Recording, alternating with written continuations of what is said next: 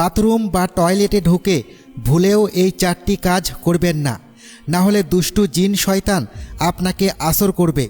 নবীজি সাল্লাল্লাহু আলাইহি ওয়াসাল্লাম আমাদের কঠোরভাবে সতর্ক করেছেন, আপনি যদি এই ভুলগুলো করেন তাহলে শুধু জিন শয়তান নয়, বরং সংসারে অশান্তি, দুঃখ, কষ্ট, টাকা পয়সার অভাব দেখা দিতে পারে। প্রথমে যেটা কঠোরভাবে নিষেধ করা হয়েছে সেটা হলো কখনোই বাথরুমে বা গোসল করার স্থানে প্রস্রাব করবেন না। আল্লাহর রাসূল সাল্লাল্লাহু আলাইহি ওয়াসাল্লাম আমাদের সতর্ক করে দিয়েছেন, দুষ্টু জিন এবং শয়তানের বসবাস হচ্ছে বাথরুম তথা টয়লেটের ময়লা স্থানে। শুধু তাই নয়, সহিহ বুখারীর 142 নম্বর হাদিসে তিনি বলেছেন, যখনই তোমরা টয়লেটে যাবে অবশ্যই একটি দোয়া পাঠ করবে। এই দোয়ার মাধ্যমে মহান আল্লাহ তাআলা এমন এক পর্দা তৈরি করে দেন যার ফলে দুষ্টু জিন তোমার উপর কোনোভাবেই আসর করতে পারে না। এমনকি তাদের চোখও অন্ধ করে দেওয়া হয়, তারা কিছুই দেখতে পায় না। কিন্তু বাস্তবতা কি? আমাদের দেশে অনেকেই বাথরুমে ঢোকার পর গুনগুন করে গান গায়, গজল পড়ে কিংবা নিজের সাথে কথা বলতে থাকে। অথচ এই কাজটি একদমই করা উচিত নয়, কারণ এই জায়গাটি এমন যেখানে নীরব থাকা এবং সতর্ক থাকা সবচেয়ে জরুরি। আপনার যদি গোসল করার প্রয়োজন হয় তাহলে সেটাও হালকাভাবে নেওয়ার বিষয় নয়। আপনাকে সুন্নতি তরিকায় রাসূল সাল্লাল্লাহু আলাইহি ওয়াসাল্লামের দেখানো নিয়ম অনুসারে গোসল করতে হবে। বাথরুমে ঢোকার সময় অবশ্যই দোয়া পাঠ করবেন এবং বের হওয়ার সময় আলহামদুলিল্লাহ পড়ে বের হয়ে আসবেন। এখন একটি গুরুত্বপূর্ণ বিষয়, অনেক সময় আমরা দোয়া পড়তে ভুলে যাই, তখন কি করবেন? যদি বাথরুমে ঢুকে গোসল করার সময় বা ওযু করার সময় আপনার মনে হয় যে আপনি দোয়া পড়েননি, তাহলে আপনি আউযু বিল্লাহি মিনাশ শাইতানির রাজিম অথবা বিসমিল্লাহির রহমানির রহিম পড়তে পারেন। তবে এখানে একটি শর্ত আছে, এগুলো কখনোই জোরে পড়বেন না, মনে মনে পড়বেন। কারণ বাথরুমে প্রবেশ করে দোয়া বা জিকির করার ব্যাপারে রাসূল সাল্লাল্লাহু আলাইহি ওয়াসাল্লাম নিষেধ করেছেন, যা সুনানে আবু দাউদ হাদিস নম্বর 18-তে উল্লেখ রয়েছে। আর সবচেয়ে গুরুত্বপূর্ণ বিষয়টি এখানেই, এই দোয়া পড়তে হবে বাথরুমে প্রবেশ করার ঠিক পূর্ব মুহূর্তে। আপনি একবার ভেতরে ঢুকে গেলে তখন আর দোয়া পড়ার সুযোগ থাকে না। তাই এই জায়গায় ভুল করা মানেই নিজেকে ঝুঁকির মধ্যে ফেলা। আরেকটি বিষয় যেটা অনেকেই অবহেলা করে, বাথরুমে প্রবেশ করার সময় পা দেওয়ার নিয়ম। যদি আপনি ডান পা দিয়ে প্রবেশ করেন তাহলে জিন আপনার উপর আসর করতে পারে, তাই সবসময় বাথরুমে প্রবেশ করবেন বাম পা দিয়ে।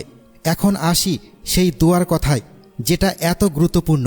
দোয়াটি হলো বিসমিল্লাহি আল্লাহুম্মা ইন্নী আউযুবিকা মিনাল খুবসি ওয়াল খাবাইস, অর্থাৎ হে আল্লাহ, আপনার নামে শুরু করছি। নিশ্চয় আমি আপনার কাছে নরনারী শয়তানের আসর থেকে রক্ষা চাই, দুষ্টু জিনের অনিষ্ট থেকে আপনার নিকট আশ্রয় চাই। এই দোয়াটি পড়ার পরে আপনি বাম পা দিয়ে ওয়াশরুমে প্রবেশ করবেন। যদি এই দোয়া না পড়েন তাহলে বদ জিন বা খারাপ জিনের প্রভাব পড়তে পারে। এখন হয়তো আপনার মনে প্রশ্ন আসছে, এই দোয়াটি তো টয়লেটে ঢোকার সময় পড়তে হয়, কিন্তু আমি তো শুধু গোসল করতে ঢুকব, তাহলে এই দোয়া কেন পড়ব? এই প্রশ্নের উত্তরেই লুকিয়ে আছে আরও বড় একটি বাস্তবতা, যা আমরা অনেকেই বুঝি না। কিন্তু একটু বাস্তবতা চিন্তা করুন, আমাদের দেশের অধিকাংশ বাথরুমই টয়লেট এবং গোসলখানা একসাথে যুক্ত। আপনি গোসলের জন্য ঢুকছেন, আবার সেই জায়গাতেই টয়লেট রয়েছে, অর্থাৎ ময়লার স্থানও সেখানে বিদ্যমান। আর যেহেতু রাসূলুল্লাহ সাল্লাল্লাহু আলাইহি ওয়াসাল্লাম ময়লার স্থানকে দুষ্টু জিনের বসবাস কেন্দ্র বলেছেন, তাই আপনি যে কাজেই ঢুকেন না কেন অবশ্যই বাম পা দিয়ে প্রবেশ করবেন এবং দোয়াটি পড়ে নেবেন।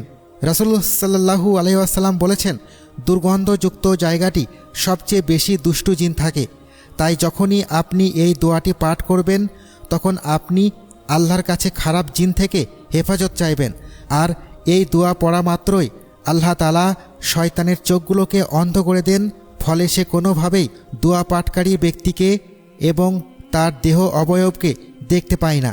এবার আসি আরেকটি গুরুত্বপূর্ণ বিষয়ে। অনেকেই এমন ভুল করে যা তারা বুঝতেই পারে না। যে বাড়িতে গোসলখানা এবং টয়লেট একসাথে থাকে সেখানে কোরআনের কোনো আয়াত বা হাদিস নিয়ে প্রবেশ করা যাবে না।